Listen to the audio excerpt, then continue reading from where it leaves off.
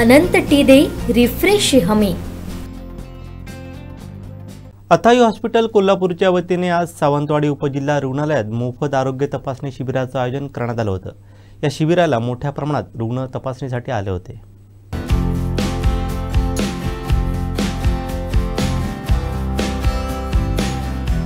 अथायू multi speciality hospital Kolhapur व उपजिल्हा रुग्णालय सावंतवाडी यांच्या संयुक्त विद्यमाने सावंतवाडी येथे महाआरोग्य शिबिराचं आयोजन करण्यात आलं होतं। सावंतवाडी संस्थानचे युवराज लखमराजे भोसले यांच्या हस्ते याचा शुभारंभ करण्यात आला। या शिबिरास मोठा प्रतिसाद मिळाला। युवराज लखमराजे भोसले यांच्या हस्ते याचा शुभारंभ करण्यात आला। यावेळी महात्मा फुले जीवनदायी जन आरोग्य योजनेअंतर्गत रुग्णांची तपासणी करून या आरोग्य शिबिराचा लाभ घेतला। यावेळी जीवनरक्षा वैद्यकीय प्रतिष्ठानचे अध्यक्ष राजू मसूरकर, उपजिल्हा रुग्णालयाचे अधीक्षक doctor Girish Chougule, general surgeon स्त्रीरोग तज्ञ डॉक्टर ज्ञानेश्वर येवाळे तसंच या कार्यक्रमाला अथायू मल्टी स्पेशालिटी हॉस्पिटलचे डॉक्टर सुदेश मुळीक, डॉक्टर रघुनाथ नाईक, मार्केटिंगचे मदन गोरे तसंच विवेक चव्हाण, वैभव काटकर, अथायू हॉस्पिटलचे PRO किरण पाटील, रोहित कुरणे, गौरव आपटे, हॉस्पिटलचे सारथी संदीप पाटील आदी कर्मचारी तसंच सामाजिक बांधिलकीचे कार्यकर्ते रवी जाधव, रूपा मोद्राळे, ओमकार पडते, संजय तानावडे तसंच उपजिल्हा रुग्णालयाचे आरोग्य कर्मचारी, परिचारिका, रुग्ण व रुग्णांचे नातेवाईक या महाआरोग्य शिबिराला उपस्थित होते।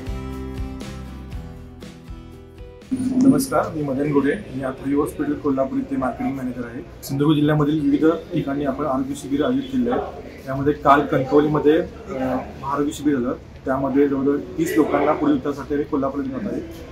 आज सावंतवाडीमध्ये जवळजवळ 250 ते 300 पेशंटनी या शिबिराचा लाभ घेत आहेत। यामध्ये किमान 30 ते 40 पेशंटना पुढील उपचारासाठी आम्ही कोल्हापूरला घेऊन जात आहोत। तर उद्याच्याला शिरोडामध्ये म्हणजे 15 तारखेला शिरोडामध्ये आरोग्य शिबिर आयोजित केलं आहे। यामध्ये बऱ्याच लोकांना वेगवेगळ्या प्रकारचे प्रॉब्लेम्स आहेत आणि त्या आरोग्याच्या शिबिरासाठी ते बरेच लोक इथे आलेले आहेत। तर पुढील उपचारासाठी आम्ही पेशंटना मोफत बसची सुविधाही तिथे उपलब्ध केली आहे।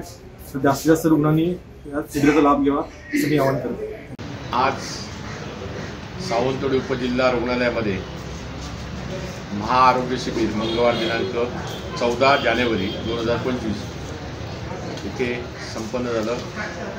त्यामध्ये Athayu multispeciality hospital Kolhapur Gokul Shirgaon road विमानतळ शेजारी हे हॉस्पिटल आहे। 150 बेडचं आहे आणि त्यामध्ये खाजगी रुग्णालय आहे आणि त्यामध्येही गेले 7-8 वर्ष आम्ही साधारणपणे संबंधित जिल्ह्यामध्ये वेगवेगळ्या भागामध्ये आम्ही आरोग्य योजना तपासणी करून रुग्ण तपासणी करून मोफत बस सेवा या रुग्णालयातर्फे आपल्या अथायू मल्टीस्पेशालिटी हॉस्पिटल ठेवले आहे। त्याच्यामध्ये शस्त्रक्रिया मोफत आहे, त्याच्यामध्ये औषधं मोफत आहे, जेवण रुग्णांना मोफत आहे।